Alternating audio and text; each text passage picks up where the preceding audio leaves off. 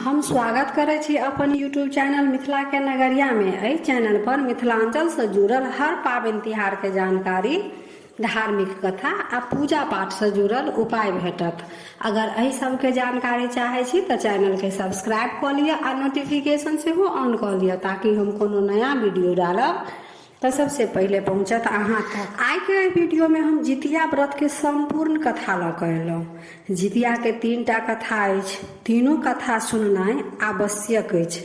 तो हम तीनों कथा एहि एकेटा वीडियो में देने छी, जैसे अहाँ सबके कथा सुने में सुविधा हैत। वीडियो तो लंबा भइए जात, परंतु तीनों कथा एके जगह भेट जात, कियाकि तीनों कथा तो सुनैये के अछि। तो अहाँ सबके फिर दोसर वीडियो सर्च नहीं करऽ पड़े, ताहिसँ हम एहि सब सुविधा ला ई एके संगे सब कथा के वीडियो देने छी। पहिल कथा अछि जितुवाहन जन्मक कथा, दोसर कथा अछि चिल्हो सियारो के कथा, आ जितिया के तेसर भागक कथा अछि पारण के कथा। तो चलू आब पहले जितवाहन के कथा सुनू। एकटा गाँव में एकटा गरीब ब्राह्मण छलथि। हुनका एकटा बेटी छलनि, हुनकर नाम मसवासी रहनि।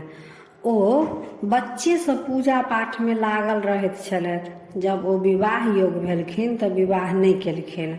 कुछ दिन बाद ब्राह्मण के मृत्यु भऽ गेलनि। आब मसवासी असगरे भऽ गेलखिन, तो ओ गाँव के बाहर एकटा कुटिया बना कऽ रहऽ लगलखिन आ अपन पूरा समय पूजा पाठ भजन कीर्तन में गुजारऽ लगलखिन। आ संगे एकटा दासी सेहो राखि लेलखिन। ओ दासी हुनका पूजा पाठ में मदद करैत छलनि। मसवासी के कोनो पुरुष से कोनो वास्ता नहीं रहनि। ओ सती भऽ गेल रहथिन जे आब हम विवाह नहीं करब। भादो के महीना रहे, दिन रात खूब पानि पड़े, रौदा के कत्तो दरस नहीं रहे। एहन समय में चौड़चन पाबनि आबि गेल। आब गाँव के सब लोग सब कहे जे ई चौड़चन पाबनि केना हेतै, लोग सब केना गहूम धोते सुखेते अबेते, किनको कुछ नहीं फुराइन। तो गाँव के कुछ लोग सब बाजे लागल जे मसवासी तो सतवादी छथिन, ओ जे कहथिन तो रौदा उगि जेते, आ रौदा जे भऽ जैते तो सब केओ के पाबनि बड़ नीक से भऽ जैते। मसवासी के ई बात दासी आबि कऽ कहलखिन जे मसवासी नगर के लोग सब ई बात सब बजै अछि। मसवासी कहै छथिन से केना हेतै, हम जे भगवान के कहबनि तऽ ओ किया रौद उगेथिन, हम कोनो बड़का सत्यवादी छी से तऽ बात नहीं छै। ताहि पर दासी कहै छथिन जे मसवासी एक बेर सूर्य भगवान के कहि कऽ देखियौ ने, हम जे भगवान के कहबनि तऽ ओ किया रौद उगेथिन, हम कोनो बड़का सत्यवादी तऽ नहीं छी। ताहि पर दासी कहै छथिन मसवासी एक बेर सूर्य भगवान के कहियौ न जे रौदा उगा देथिन, से नगर के सब केओ के नीक से पाबनि भऽ जैते। सूर्य भगवान के कुछ मानता कऽ दियौन आ कहियौन जे रौदा उगा देथिन। से आब बड़ पानि पड़ि गेल, सब केओ के एहि बरसातक पानि से मोन अजिया गेलनि। मसवासी कहलखिन ठीक अछि, एक बेर सूर्य भगवान के कहि कऽ देखै छियनि। दोसर दिन मसवासी पूजा पाठ कऽ कऽ जखन सूर्य भगवान के जल देबऽ लगलखिन तऽ ओ सूर्य भगवान के कहै छथिन भगवान आब पानि बड्ड पड़ि गेल, से आब अहाँ रौद दियौ जैसे नगरक लोक नीक जकाँ पाबनि कऽ सकता। दासी कहने छलखिन जे कुछ मानता कऽ देबनि। मसवासी के कुछ नहीं फुरेलनि। ओ सूर्य देवता से कहै छथिन जे अगर अहाँ रौदा उगा देबै तो हम अहाँ संगे विवाह कऽ लेब। सूर्य भगवान से बात सुनते एकदम सौंसे रौदा उगा देलखिन। एकदम मेघ साफ भऽ गेलै, बरसात भेनाइ बंद भऽ गेलै। नगर के सब केओ बड़ नीक पाबनि केलथि। नगर के सब केओ पाबनि कऽ कऽ अपन अपन घर में सुखी सँ खुश भऽ कऽ रहऽ लगलथि। परंतु मसवासी जे वचन सूर्य भगवान के देने छलखिन से आब हुनका होइ छलनि जे भगवान के वचन जे दऽ देलहुँ एकरा तऽ आब पूरा करे के समय आबि गेल। आ हम तऽ धर्मवती छी, सत्यवती छी, से हम कोनो पुरुष से वास्ता नहीं रखलहुँ। आब सूर्य भगवान तऽ अपन वचन निभेलथि, आब तऽ हमर वचन के बेर अछि। हरदम से बात हिनका दिमाग में चलैत रहनि। तैसे ओ हरदम ओ डेरायल रहथिन जे कखनो भगवान चलि औता आ हमरा एहि बात के डर अछि जे कहता विवाह कर तब तऽ हमर सत्य भंग भऽ जायत। हम जे अपना आपमे वचन रखने छी जे हम विवाह नहि करब से तऽ आब हमर सबटा वचन नष्ट भऽ जायत। एहि डरसँ ओ खेनाइ पिनाइ छोड़ने रहथि। एक दिन मसवासीके अपना आभास भेलनि जे भऽ सकैया आइ कहीं भगवान औता। ओहि राति अपन कुटियाके खूब नीप पोति कऽ खूब बढ़िआँसँ फूल धूप दीपसँ सजा देलखिन आ आँगनमे हुनका पैर धोबऽ लए पानि राखि देलखिन। हुनका लए खूब बढ़िआँसँ बिस्तर सजा कऽ सेहो राखि देलखिन आ मसवासी अपन दासी सङ्गे जङ्गलमे नुका गेलखिन आ ओतऽसँ अपन कुटियाके देखै छलखिन। कनि राति बीतल, आधा राति जब भेल तऽ भगवान मसवासीके कुटियामे अयलथि। भगवान देखै छथि हमर स्वागतमे कुटिया खूब सजाओल गेल अछि। खुशी खुशी ओ आँगन गेलथि। आँगनमे पैर धोब कऽ जल राखल रहनि, ओहिसँ पैर धो लेलखिन आ घरमे गेलथि तऽ बिस्तर खूब सजाओल छलनि। ओहिपर बैसलथि आ आवाज दै छथिन मसवासी मसवासी कतऽ छी? अहाँ जे वचन देने रहौं पूरा करैके समय आबि गेल, आब पूरा करू। ओ सोचै छलथि भऽ सकै अछि कतहु गेल हेती, चलि एती। अहिना करैत करैत सारा राति बीत गेल आ आब ई भोर होयवला अछि, तैयो मसवासी नहि अयलथि। मसवासी कतऽ छथिन? भगवानके मसवासीके इंतजार करैत करैत जब मसवासी नहि एलखिन तऽ भगवान बुझि गेलखिन जे मसवासी आब नहि औती। हमरासँ ओ झूठ बजलथि। ओ कुटियासँ बाहर निकलि कऽ कुटियाके कोनटा पर पेशाब कऽ देलखिन आ चलि गेलखिन। मसवासी देखलखिन जे भगवान आब चलि गेलथि तऽ हुनका प्राणमे प्राण एलनि जे आब भगवानसँ पीछा छूटल। आब ओ चलि गेला आ आब ओ जब बुझि गेलथि जे मसवासी हमरा सङ्गे विवाह नहि करत तऽ हमर तिरस्कार करै अछि तऽ आब ओ नहि औता। ओ आब निश्चिंत भऽ गेली। जखन ओ कुटियामे गेलथि तऽ देखै छथिन जे कुटियाके कोनटा पर बड़ नीक गेनहारीके साग अछि। ओ दासीसँ कहै छथिन, दासी कतेक दिनसँ भगवानके चक्करमे नीक जकाँ खेलौं ने, हरदम मोनमे डर लागल रहए जे भगवान कखन चलि औता। एहिसँ नीक जकाँ खेनाइयो नहि खाइ छलहुँ। से देखू एतऽ कतेक नीक साग अछि, एहि सागके नीक जकाँ बनाउ आ इएह खायब। से देखू एतऽ कतेक नीक साग अछि, एहि सागके नीक जकाँ बनाउ इएह खायब। दासी अपन सागके काटि कऽ बना कऽ देलखिन।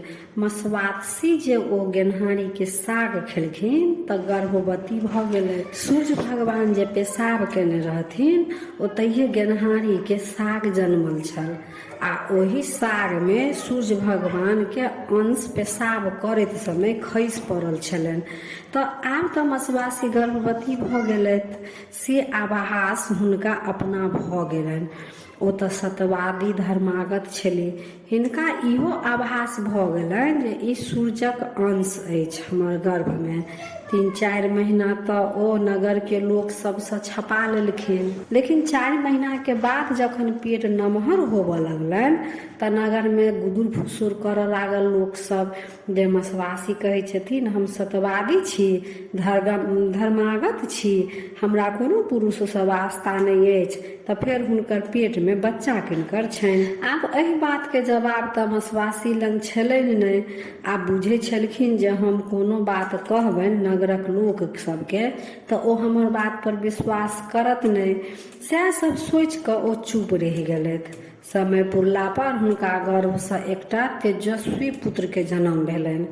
ओ बच्चाके अपन सूर्य भगवानके धरोहर बुझि कऽ पोसऽ पालऽ लगलथि।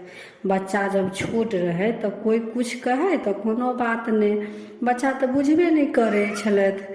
अहिना कऽ कऽ बच्चा नमहर भेलथि आ जब तुरियाके बच्चा सब सङ्गे खेलऽ जाथिन तऽ कोई ओकरा अनेरुआ, कोई नाजायज, कोई कुछ कहैत रहै छलनि आ सब दुरछी केने रहै छलनि जे तोहर बापके पता नहि छौ, जे तोहर बापके छौ। बच्चाके ई सब बात सुनि कऽ बड़ कष्ट होइ छलनि आ ओ मसवासीके पूछै छलनि जे माँ हमर पिता के छथि? हमरा लोक सब आब बड़ उलाहना दै अछि जे तोहर बाप के छौ, ठेकाना नहि छौ। मसवासी कहलखिन, पुत्र अहाँ चिंता नहीं करू, अहाँ भगवान के पुत्र छियै, अहाँ के एहि पृथ्वी पर कोनो उद्देश्य से जन्म भेल अछि। समय आयत तऽ सबटा सत्य अहाँ लग अपने आप चलि आयत। अहिना कऽ कऽ मसवासी समय टालने जाइ छलखिन। एक दिन मसवासी के बच्चा अपन तुरिया सब संगे खेलै छलथि तऽ एकटा सुइन जकाँ छलै। नगरक बच्चा सब ओहि सुइने लग खेलाइ छलै आ नगरक बच्चा सब कहलकै जे एहि सुइनमे मायके नाम लऽ कऽ घुसैके छ आ बापके नाम लऽ कऽ बाहर अबैके छ। सब बच्चा बड़ नीक अपन खेलाइ छलै, सुइनमे अपन मायके नाम लऽ कऽ घुसै आ बापके नाम लऽ कऽ निकले। ओहि बच्चा जब संगे मसवासीके बच्चा सेहो खेलाय, ओ मायके नाम लऽ कऽ सुइनमे घुसै आ मायके नाम लऽ कऽ सुइनसँ बाहर अबै। से सुनि कऽ सब दोसर बच्चा सब खूब हँसऽ लगल आ कहलकै एकरा तऽ बापक नाम पते नहि छै तऽ ई बापके नाम लेतै कि। ई सुनि कऽ बच्चा अपन कानैत खीजैत अयलथि अपन मसवासी लग, कहलखिन माय आइ हमरा अपन बापके नाम कहिए दिअ जे के छथि। अहाँ कहै छी जे भगवान अहाँके पिता अछि, तऽ भगवानमे कोन भगवान हमर पिता अछि से आइ जवाब दिअ। मसवासी फेर टालैके कोशिश केलखिन जे फेर नहीं बतायब, लेकिन बच्चा ततेक जिद करऽ लागल जे नहीं आइ हमरा अपन पिताके नाम अहाँ कहिए दिअ। तऽ मसवासी कहलखिन जे ठीक अछि, आइ हम अहाँके पिताके नाम कहब, लेकिन अहाँके अपन पिताके नाम अहाँके खुद अपन पिताए देता। तऽ कहलखिन ओ कतऽ भेटता से कम तऽ कहू। तऽ नगर के बाहर एकटा ब्रह्म स्थान रहे। मसवासी अपन बच्चाके कहलखिन जे अहाँ चलि जाउ आ ब्रह्म स्थानमे अहाँ निशा राति जखन बीततै, रातिके 12 बजे, तखन अहाँ ओतऽ बैसल रहब आ ओतऽ 3टा रथ गुजरतै। एकटा रथ जेतै हुनको नहि पकड़ब, दोसर रथ जेतै हुनको नहि पकड़ब आ तेसर रथ जखन आयत ओकर खुट्टी अहाँ पकड़ि लेब। से सब भगवान रातिके 12 बजेमे नगरके भ्रमण करै ला अबै छथि। बच्चा सएह केलक, जाकऽ अपन बैठ गेल ब्रह्म स्थानमे आ जखन रातिके 12 बजलै तऽ एकटा रथ पहिल गेलै ओ छोड़ि देलखिन, दोसर गेलै से छोड़ि देलखिन आ तेसर रथ जे जाय लगलै तऽ ओकर खुट्टी पकड़ि कऽ खड़ा भऽ गेलखिन। आब सूर्य भगवानके रथ रुकि गेलनि। भगवान नीचाँ तकै छथि जे के हमर रथ रोकि लेलक, केकरामे एतेक शक्ति अछि। तऽ ओतऽ छलखिन सूर्य भगवानके पुत्र, हुनकोमे शक्ति छलनि। तऽ ओ नीचाँ मुड़ी झुका कऽ सूर्य भगवान जखन देखै छथि तऽ देखै छथि जे एकटा बच्चा रथके पकड़ि लेलक।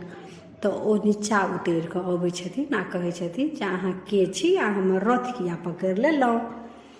तऽ ओ बच्चा कहै छै जे हम एहि नगरके जे मसवासी छथिन हम हुनकरे पुत्र छी आ हमर पिता के अछि से अखन तक हम नहि बुझै छी। ओ हमर माय कहलथि जे अहाँ जाउ आ सूर्य भगवानके रथके खुट्टी पकड़ि लेबै, अहाँके वएह जवाब देता जे अहाँके पिता के अछि। सूर्य भगवान चिन्ह गेलखिन आ हुनका सबटा याद एलनि जे ई पुत्र तऽ हमरे अछि, हमरे अंश अछि। तऽ ओ कहै छथिन जे अहाँके पिता हम ही छी, सूर्य देव हमर नाम अछि, हम ही अहाँके पिता छी। तऽ ओ बच्चा कहै छै ठीक अछि, अहाँ जे हमर पिता छी से बात केना मानत नगरके लोक सब, तऽ हमरा बड़ नाजायज, कोई अनेरुआ, कोई कुछ कहै अछि। सूर्य भगवान कहै छथिन हम ही अहाँके पिता छी आ ओ सारा वृतांत अपन पुत्रके सुना दै छथिन जे मसवासीके गर्भमे केना हुनकर जन्म होइ छनि। सूर्य भगवान कहै छथिन अहाँ एहि पृथ्वी पर रहि कऽ लोक सबके कल्याण करब। बच्चाके अखन तक नाम मसवासी नहीं रखने छलखिन। सूर्य भगवान कहलखिन आइसँ अहाँके नाम जिमुतवाहन रहत। एहि नामके अर्थ भेल जे मरल लोकके जीवित करब, वएह भेल चितवाहन। आइ अष्टमीके राति अछि आ आइ अहाँके नाम राखल गेल। तऽ अजुका दिन जे माता अहाँके नामसँ व्रत करती हुनकर पुत्रके अहाँ सदैव रक्षा करबनि, हुनकर पुत्रके दीर्घायु बनायब, से वरदान भगवान जितवाहनके देलखिन। तऽ जितवाहन कहै छथिन जे ठीक अछि, अहाँ तऽ हमरा ई वरदान देलहुँ जे पृथ्वी पर रहि कऽ सभक रक्षा करबनि, परंतु हमरा लग तऽ कोनो अपन शक्ति अछि नहि, आ लोकसभ हमरा पर विश्वास केना करत। सूर्य भगवान कहलखिन जे शक्ति तऽ हम दै छी, आ जखन माता सब अपन पुत्रके दीर्घायु लए के कामनासँ जे ई व्रत करत, ओहि माताके अहाँ 2.5 घोंट खून पीबनि, अहाँ और शक्तिशाली बनब आ हुनकर पुत्रके रक्षा करबनि। ताहिसँ जितिया पाबनि अतेक भारी मानल जाइ अछि। आ पाबनि केलाके बाद स्त्री सबके कमजोरी बुझाइत रहै छनि। जितवाहन के तेहन कृपा रहै छनि जे माताके खून पीब कऽ हुनकर पुत्रके रक्षा करै छनि। ताहिसँ जे माता पुत्रवती छथि हुनका जितिया व्रत जरूर करैके चाही। फेर सूर्य भगवान कहै छथिन जे व्रतके प्रचार प्रसार अहाँके अपने करऽ पड़त, से सबके विपत्तिमे सहाय बनि कऽ सबके मदद करियौन आ सबके कहियौन जे हमर व्रत करू, व्रत केलासँ अहाँ सबके पुत्रके रक्षा करब। आ आब अहाँके मायके एहि पृथ्वी पर समय पूरा भऽ गेलनि, से हुनका हम अपना संगे स्वर्ग लोक लऽ कऽ चलि जेबनि आ अहाँ अपन पृथ्वी पर रहि कऽ सभक कल्याण करब। से कहि कऽ सूर्य भगवान चलि गेलथि। ताहिके बाद जितवाहन भगवान आबि कऽ अपन मायके सब वृतांत सुनबै छथिन। मसवासी कहै छथिन आब अहाँके तऽ उद्देश्य भेट गेल, जे अहाँ जन्मक उद्देश्य की अछि से आब अहाँ अपन उद्देश्यके पूरा करू। जितवाहन नगरे नगरे घूमऽ लगलथि आ जतऽ कोनो माताके पुत्र पर विपत अबै छलनि तऽ ओ हुनका ओहि विपत्तिसँ उबारै छलखिन, मदद करै छलखिन आ हुनका कहै छलखिन जे हम जितवाहन छी, हमर व्रत करू तऽ हम अहाँके पुत्रके रक्षा करब। जितवाहन एकटा नगरमे गेलखिन तऽ एकटा बुढ़िया खूब कनै छलथि। तऽ जितवाहन पूछलखिन जे माता अहाँ किया कनै छी? तऽ बुढ़िया कहलखिन बच्चा एहि नगरके बाहर एकटा गिद्धराज अछि जे नगरके सभक बेटाके मारि दै छलै। तऽ गिद्धके सब गोहरेलकनि तऽ कहलखिन गिद्ध जे ठीक अछि, हम सबके एना नहि मारब, से अहाँ रोज हमरा एक एकटा आदमीके भेजू हमर भोजनके लेल। से अगर अहाँ अपना मोनसँ हमरा एक एकटा आदमी जे भेज देब तऽ हम अहाँके नगरमे हाहाकार नहि मचायब। ओहि दिनसँ ई नियम भऽ गेल जे हर राति कऽ एकटा आदमी गिद्धराजके भेजल जाइ छनि आ आइ हमर बेटाके बारी अछि, आइ हमर बेटा गिद्धके भोजन बनत, आइ हमर बेटा मरि जायत। जितवाहन कहलखिन जे माता अहाँ नहि कानू, चुप रहू, आइ जखन अहाँके बेटाके बारी आयत तखन हमरा भेज देब।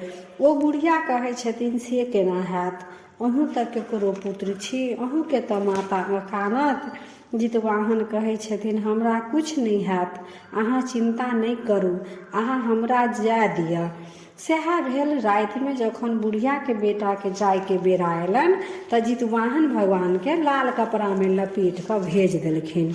जखन गिद्ध लग हुनकर भोजन पहुँचल तऽ गिद्धके बड़ अचरज भेलनि जे की बात अछि, आइ दोसर दिन जकाँ जे हमर भोजन अबै छल दोसर दिन तऽ ओ खूब कनैत रहै छलए, डेरायल रहै छलए, आ आइ नहि ई कानि रहल अछि, नहि ई डेराइ अछि। तऽ कपड़ा उघारि कऽ देखै छथिन तऽ जितवाहन भगवान हँसि रहल अछि, हुनका मुँह पर दोसरे तेज अछि। गिद्धराज कहै छथिन जे अहाँ के छी आ अहाँके हमरासँ डर नहि होइ अछि? तऽ कहै छथिन हम जितवाहन छी, हम सूर्यके पुत्र छी आ एहि पृथ्वी पर हमर जन्म सभक रक्षाके उद्देश्यसँ भेल अछि। गिद्धराज जितवाहनके प्रणाम करै छथिन आ कहै छथिन जे प्रभु आब हमरा लेल की आज्ञा अछि? जितवाहन कहै छथिन एहि नगरके छोड़ि कऽ दूर चलि जाउ आ किनको अहाँ अपन भोजन नहि बनाउ। से सुनि गिद्ध ओतयसँ चलि जाइ अछि। आ जितवाहन भगवान लौट कऽ नगरमे अबै छथिन।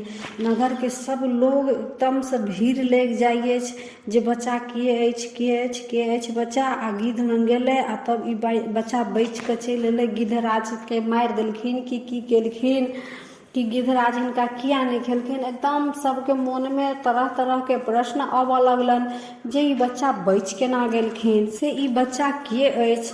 तब सभक जते नगर के लोग छलै तऽ हुनका कहलखिन जे हम सबके कहै छी जे हम सूर्यक पुत्र जितवाहन छी, जे माता भादो मास के अन्हरिया तिथि के अष्टमी के पूरा दिन निर्जला व्रत रखती, नवमी के पारण करती, हुनकर पुत्रक हम सदैव रक्षा करबै।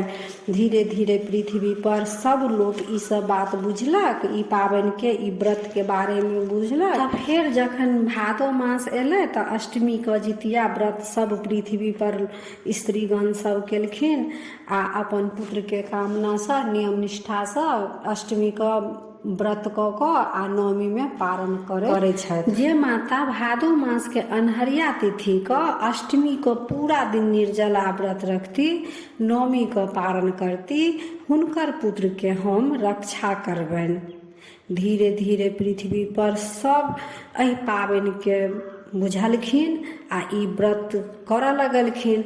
जखन भादो मास एलै तऽ फेर सब स्त्रीगण सब पृथ्वी पर जे स्त्रीगण सब रहथि जे एहि व्रत के बारे में बुझलखिन ओ अष्टमी के जितिया कऽ कऽ नवमी के पारण करलखिन आ तहि दिन सँ ई जितिया व्रत के प्रधान बनि गेल। तऽ ई छल जितवाहन के जन्मक कथा।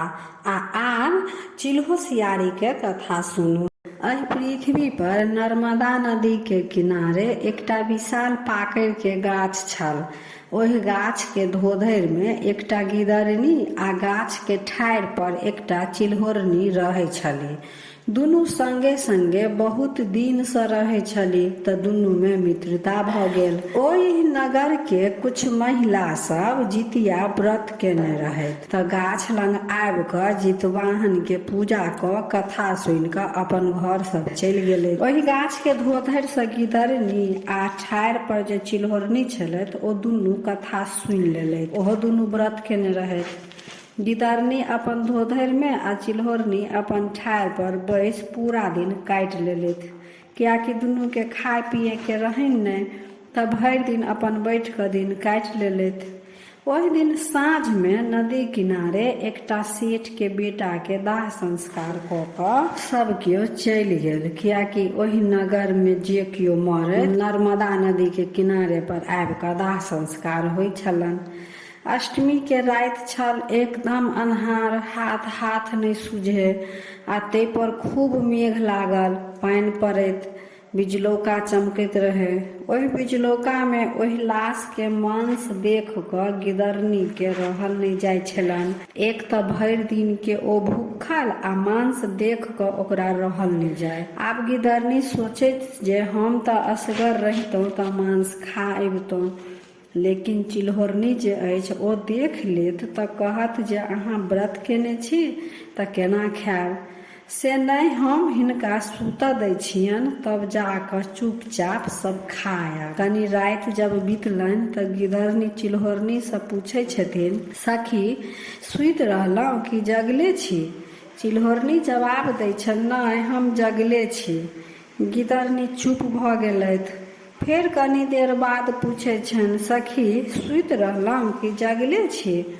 चिल्होरनी फेर कहै छथिन, नहीं हम जगले छी। गिदरनी अहिना कनी कनी रहि कऽ 3-4 बेर पूछलखिन। चिल्होरनी सोचै अछि जे गिदरनी अतेक हमरा सुतै के पीछे किया पड़ल अछि, की बात अछि? आब जे गिदरनी पूछत तऽ हम सुतै के नाटक करब आ देखब जे ई की चाहै छथि। सएह भेलै। गिदरनी फेर चिल्होरनी से पूछै छथिन, सखी सुति रहलहुँ कि जगले छी? चिल्होरनी कोनो जवाब नहीं देलथि। गिदरनी 2-3 बेर पूछि लेलखिन, तैयो कोई जवाब नहीं भेटलनि हुनका। तऽ गिदरनी बुझलखिन जे आब चिल्होरनी सुति रहलथि। तब ओ अपन धोधरि में सँ निकलि कऽ नदी किनारे गेली।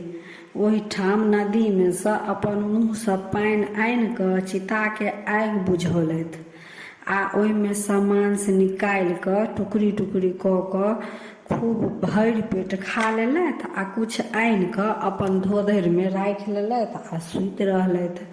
ई सबटा चिल्होरनी जे छलथि ठाढ़ि पर बैठल सबटा कर्तव्य देख रहल छलथि चुपचाप। मुदा गिदरनी के कुछ कहलखिन नहि, हुनका एको बेर टोकलथि नहि। गिदरनी पुछलखिन जे हमरा तऽ कोई नहीं कुछ देखलक, से ई चिल्होरनी तऽ सुतल छथि। ओहो अपन धोधरिमे आबि कऽ गिदरनी सुति रहल।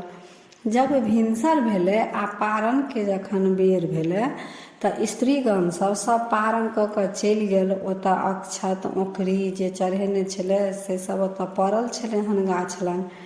तऽ गिदरनी कहै छै अपन चिल्होरनीसँ, सखी सब स्त्रीगण सब पारण कऽ कऽ चलि गेलथि, चलू आब अपनो सब पारण कऽ लिअ। चिल्होरनी तऽ बड्ड तमसायल छलखिन जे खा लेलक हन आ आब हमरा कहै अछि पारण करै लए। लेकिन तैयो चिल्होरनी गिदरनीसँ किछु नहि कहै छथिन। ओ चुपचाप जाकऽ ओतऽ जे औंकरी आ अक्षत सब गिरल रहै, खीरा सब रहै, वएह सब लऽ कऽ अपन पारण कऽ लेलथि। आ गिदरनियो अपन झूठ मूठके ओहो पारण केलथि। वएह समयमे कुम्भमे मेला लागल छलै। दुनू कुम्भके मेला देखऽ गेल। ओतऽ गेल तऽ दुनूके संगे संगे अकस्मात मृत्यु भऽ गेलनि। लेकिन कुम्भमे जे मृत्यु भेल छलनि ताहिके प्रताप से दुनूके जन्म एकटा ब्राह्मणके घरमे भेलनि। दुनू जौआ बहिन भेलथि। चिल्होरनी जे छलथि ओ पैघ बहिन भेलथि, हुनकर नाम शीलावती, आ गिदरनी छोट बहिन भेलथि, हुनकर नाम कर्पूरावती राखल गेल। दुनू बहिन संगे संगे पैघ भेली। आब ओ दुनू विवाह योग भऽ गेली। तऽ शीलावतीके विवाह एकटा मंत्रीसँ भेलनि आ कर्पूरावतीके विवाह एकटा राजासँ भेलनि। दुनूके सासुर एके नगरमे छलनि। दुनू अपन अपन सासुरमे रहऽ लगलथि। कुछ दिन बाद कर्पूरावतीके गर्भ ठहरलनि आ बच्चा जन्म लेलकनि। लेकिन ओ बच्चा जीवित नहि रहलनि, मरि गेलनि। अहिना कर्पूरावतीके 7टा बेटा भेलनि आ 7 बेटा जन्म लेके मरि गेलनि। एहि बातसँ ओ बड़ दुखी छलथि। शीलावतीके अपन बहिनके ई हाल देख कऽ हुनको बड़ कष्ट होइ छलनि। लेकिन ई तऽ विधाताके लिखल छलनि, तऽ ओ की करती। शीलोवतीके 7टा बेटा भेलनि, लेकिन ओ सब जीवित छलनि। से कर्पूरावतीके एहि बातके बड़ कष्ट छलनि। ओ सोचै छलथि जे हमर सब बेटा मरि गेल आ एकर सबटा बेटा जिन्दा अछि। एहि बात लऽ कऽ ओ अपन बहिनसँ खूब जरै छल।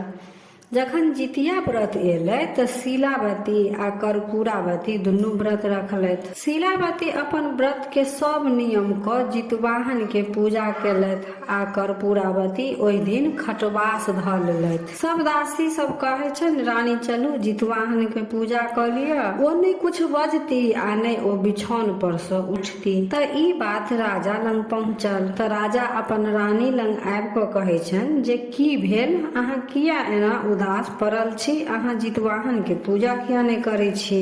राजा खूब कर्पूरावतीके मनौलथि, तैयो कर्पूरावती अपन बिछौनसँ नहि उठलखिन। राजा कहलखिन, अहाँके की चाही से बाजब तब तऽ हम बुझब। ताहि पर कर्पूरावती कहै छथिन, अहाँ हमरा संगे सत्य करू जे हम अहाँसँ जे कुछ मांगब से देब। राजा कहलखिन, ठीक अछि, हम अहाँके वचन दै छी, अहाँ जे कहब से हम करब। कर्पूरावती कहै छथिन, तऽ हमर बहिन जे अछि शीलावती, ओकर 7 पुत्रके हमरा मूड़ी काटि कऽ आनि दिअ। राजा कहै छथिन, ओ तऽ अहींके राज्यमे बसल अछि। राजा रानीके बात सुनि कऽ कहै छथिन, पापिन केहन विचार अछि अहाँके। ओ अपन बहिन अछि, तकरा बारेमे एहन विचार, केहन पापी छी अहाँ। ई विचार मोनसँ निकालि दिअ। कर्पूरावती कहै छथिन, राजा हमरा जे वचन देलहुँ से पूरा करू। राजाके केतनो समझौला पर कर्पूरावती नहि मानलखिन। राजा तऽ आब सत्य केने रहथिन, तऽ कहलखिन, ठीक अछि, आब तऽ हम अहाँके वचन दऽ देने छी, से तऽ हम करबे करब। ठीक अछि, अहाँ अपन पूजाके पाठ करू, हम चंडालके भेज कऽ अहाँ बहिनके बेटाके 7के गर्दन काटि कऽ आनि देब। आब उठू, जितवाहनके पूजा करू ग। राजाके बात सुनि उठलथि। तब राजा चंडालके भेज शीलावतीके 7 बेटाके गर्दन कटवा कऽ आनि देलखिन कर्पूरावती सातों बहिन बेटा के मूड़ी देख कऽ बड़ प्रसन्न भेल। ओ सातों मूड़ी के पियर कपड़ा में बान्हि कऽ 7टा डाला में धऽ कऽ शीलावती के सातों पुतोह के दासी द्वारा पठा देलक। आ कर्पूरावती दासी के सिखा देलक जे पूछत एहिमे की अछि तऽ कहब सातों पुतोह के पारण करे के लेल मौसी भेजेलथि हैया। दासी शीलावती के एतऽ आबि सब डाला पहुँचा देलकन आ शीलावती के कहै छन पुतोह सबके पारण करे के लेल रानी भेजलथि है। शीलावती के सातों पुतोह बड़ खुश होइ छथि जे मौसी पारण करे के लेल डाला में कुछ भेजलथि है। सब पुतोह अपन कपड़ा उघारि उघारि कऽ देखै छथि तऽ सब डाला में तारक फल अछि। ओ सब मूड़ी तारक फल बनि गेल छल। शीलावती जे नियम पूर्वक जितिया केने रहथि तही के फलस्वरूप हुनकर बेटा के गर्दन कटवा देने रहनि, तैयो ओ जीवित भऽ गेलथि आ ओ गर्दन सब तारक फल बनि गेल रहनि। शीलावती के सातों पुतोह नहा सोना खुशी खुशी पारण केलथि। आ एनी कर्पूरावती कान देने रहथिन जे हुनकर पुतोह के कन्ना रोहट कखन सुनब। ओ बुझलखिन जे हम तऽ गर्दन कटवा देलहुँ, सब मरि गेल हैत। आ ओ डाला में सबके गर्दन भेजलखिन से देख कऽ सब कानत। लेकिन बहुत देर भऽ गेलै, कोनो कोने खीजै के आवाज नहीं एलनि तऽ हुनका रहल नहीं गेलनि। ओ फेर दासी के भेजलखिन जे देख कऽ आउ जे ओतऽ की बात अछि, किया नहि केओ कानै अछि।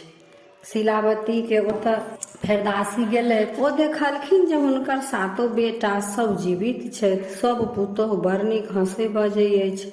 शीलावती सेहो अपन बेटा पुतोह के संगे संगे खूब खुश छथि। दासी आबि कऽ सबटा वृतांत कर्पूरावती के सुनेलखिन। कर्पूरावती बड़ दुष्ट रहे, पिछला जन्म में गिदरनी रहथि तऽ ओ पापी छलथि। कर्पूरावती के फेर खटवास लऽ लेलखिन। राजा एलखिन आ पूछलखिन जे आब की भेल। ते पर कर्पूरावती कहै छथिन राजा अहाँ तऽ हमरा संगे छल केलहुँ, अहाँ ओकर सातों बेटा के मूड़ी कटवा देलहुँ तऽ ओ फेर जीवित केना भऽ गेल। तऽ एहि पर राजा कहै छथि रानी सबके मूड़ी कटा कऽ हम तऽ अहाँ सामने में देलहुँ, फेर एहिमे हम कोना छल कोनो करब। रानी कहै छथिन ओकर सातों बेटा फेर जीवित केना अछि। ताहि पर राजा कहै छथिन कर्पूरावती अहाँ के जे बहिन अछि ओ बड़ पूजा पाठ दान पुण्य करै छथि, ओ धर्मागत छथि आ जितिया व्रत केने रहथि। ओहि व्रत के प्रभाव सँ हुनकर सातों बेटा जीवित छनि। ओ पूर्व जन्म में जरूर कोनो नीक कर्तव्य केने हेतथि जे मरल पुत्र हुनकर जीवित भऽ गेलनि। अहाँ कोनो एहन पाप केने हैब जे अहाँके तऽ 7टा पुत्र भेल परंतु एकोटा नहि अछि। कर्पूरावती शांत भेलथि। एहिना दिन कटैत गेलनि। फेर आगा साल जितिया व्रत लागल। दुनू बहिन व्रत के रखलथि। एहि बेर कर्पूरावती अपन दासी हाथे शीलावती के सम्मान देलखिन जे हमर बहिन के कहबनि जे हम हुनके संगे एहि बेर व्रत राखब आ पाबनि करब, कथा सुनब। से महल में शीलावती आबि जे शीलावती दासी के कहलखिन नहीं हम अपने घर में ठीक छी, हम अतहिए व्रत करब आ कथा सुनब। हुनका कहियौन ग ओ अपन महले में पूजा करती आ कथा सुनती। शीलावती के पूर्व जन्म के सब बात याद छलनि। हुनका याद छलनि जे हमर ई बहिन पिछला जन्म में गिदरनी छलै आ हुनका पर विश्वास केनाइ उचित नहीं अछि जे ओ व्रतक नियम पूरा करती, कियाकि ओ पूर्व जन्म में व्रत तोड़ि लेने छलखिन। तऽ शीलावती के कर्पूरावती पर विश्वास नहीं छलनि आ ओ सोचै छलखिन जे कहीं हमरो व्रत ओकरा संगे करे में खंडित नहीं भऽ जायत।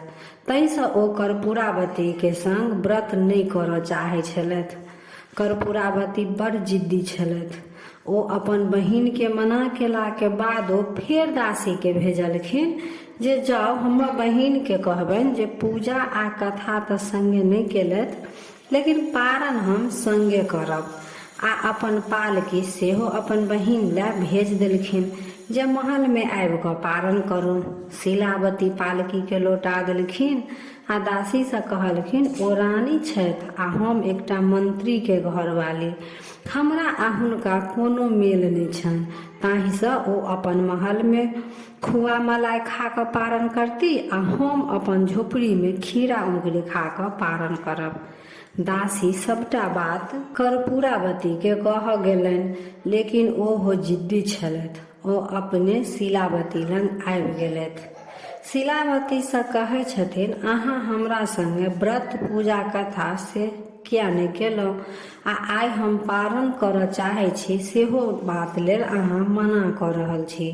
शिलावती कहलखिन, ठीक, पहिले पारण करे से पहले चलू गंगा स्नान नर्मदा नदी में कऽ लेब। दुनू बहिन नर्मदा नदी पर पहुँचल, जतऽ पाकैर के गाछ छलै। ओतऽ आबि कऽ शिलावती कहै छथिन, कर्पूरावती, एहि गाछ के देख कऽ कुछ याद अबै अछि? कर्पूरावती कहलखिन, नहि, हमरा तऽ कुछ याद नहि अबै अछि। तब अपन पूर्व जन्म के सब वृतांत सुना दै छथिन।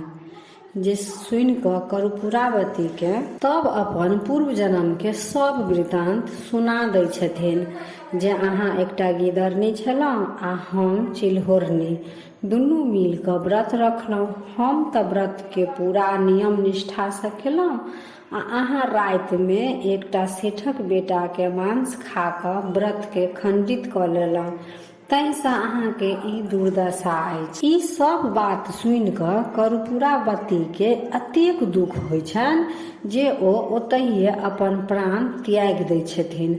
हुनकर मृत्यु के बात राजा तक पहुँचे छनि। राजा के संवाद जाइ छनि। कर्पूरावती के विधि विधान सँ दाह संस्कार होइ छनि आ फेर राजा अपन राज हंसी खुशी सँ चलबऽ लगै छथि। शिलावती सेहो अपन बेटा पुतोह के संगे खुशी खुशी समय बितबऽ लगै छथि।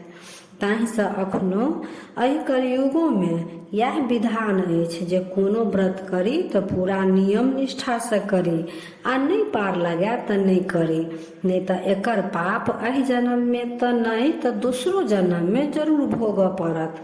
तऽ ई छल चिल्हो सियारो के कथा।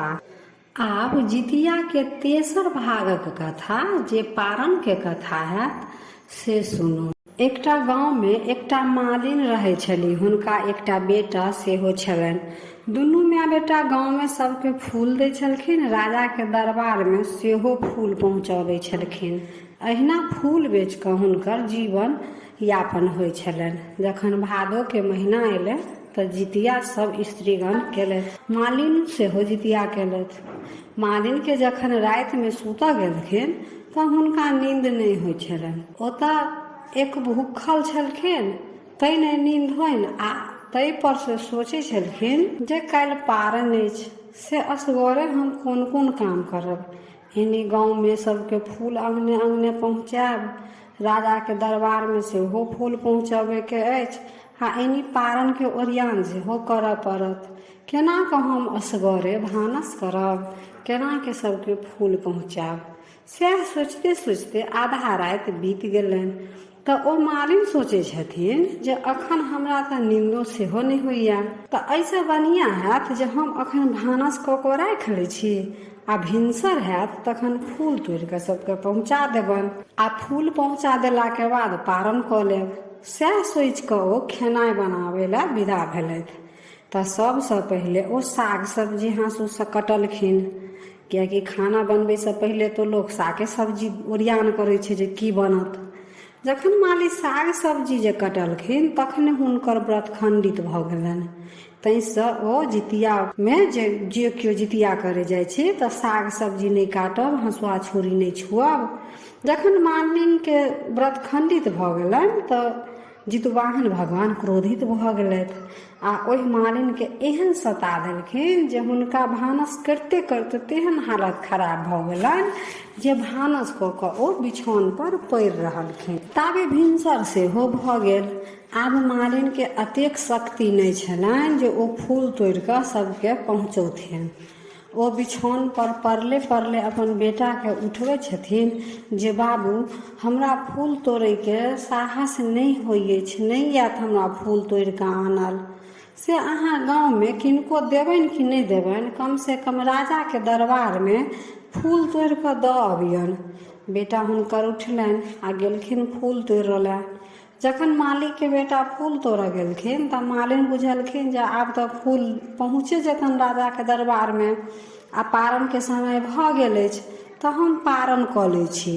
ओ नहा सोना कऽ पारण के पूजा पाठ विधि व्यवहार जे छलनि से ओ सबटा केलथि। आ ओ आधा राति जे खेनाइ बनेने छलथि ओ बासी भऽ गेल छल आ ठंडा सेहो भऽ गेल छलनि। सएह लऽ कऽ ओ बासी आ सेरायल खाना खा कऽ ओ अपन पारण केलथि।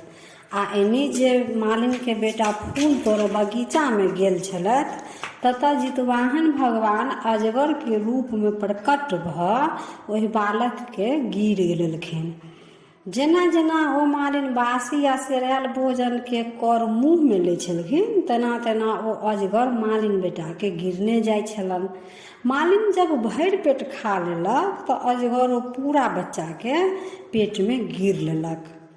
ओ बगीचा में और जे कोई छलथि तऽ ओ दौड़ कऽ मालिन के कहऽ एलखिन अहाँ के बेटा के एकटा अजगर गिर गेल।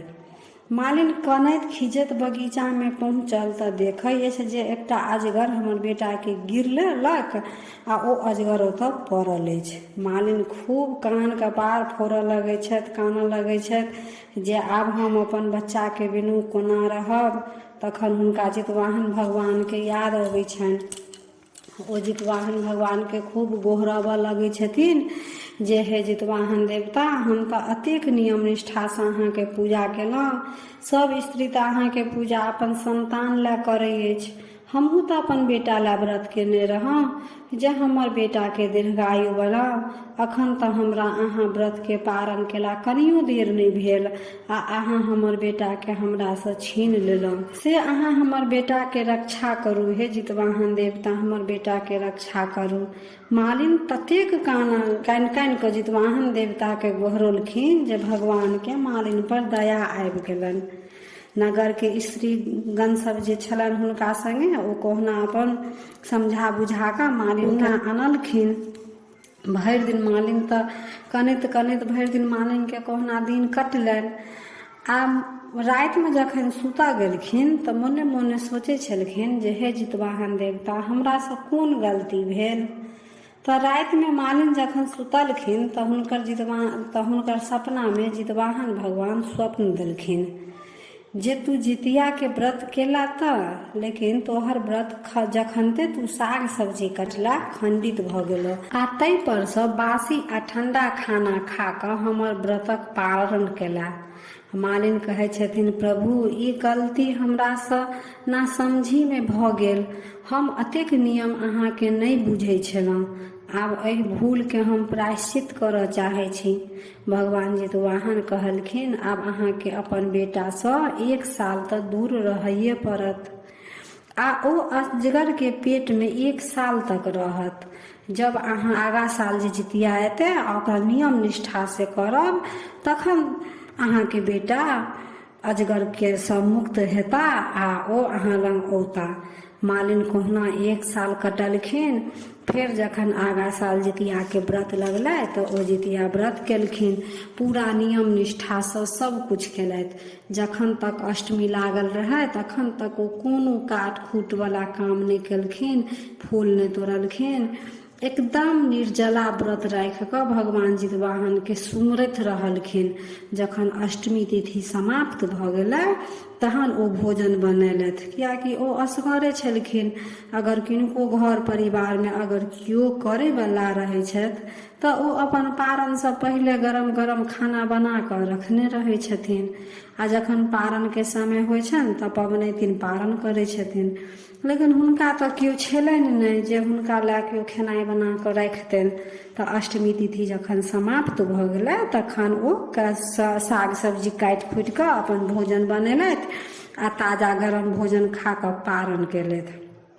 आब जेना जेना ओ गरम भोजन अपन भोजन के कर अपन मुँह में खाइ छलखिन तेना तेना अजगर हुनकर बेटाके अपन मुँहसँ बाहर निकालैत छलखिन। आ जखन मालिन भरि पेट खा लेलखिन तऽ अजगरो अपन मालिन बेटाके अपना पेटसँ पूरा बाहरमे निकालि कऽ मुक्त कऽ देलखिन।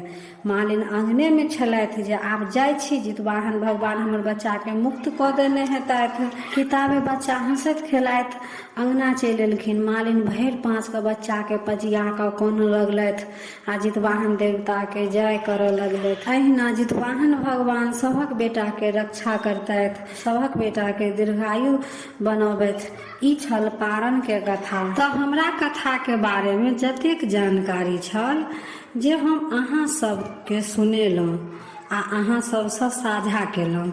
ई सब कथा लोक कथा अछि तऽ सबके कहैमे कुछ ने कुछ अंतर जरूर रहत, लेकिन सब कथाके भावार्थ सारांश एके रहत। तऽ हम अपने तरहे कथा सुनाबऽके कोशिश केलहुँ।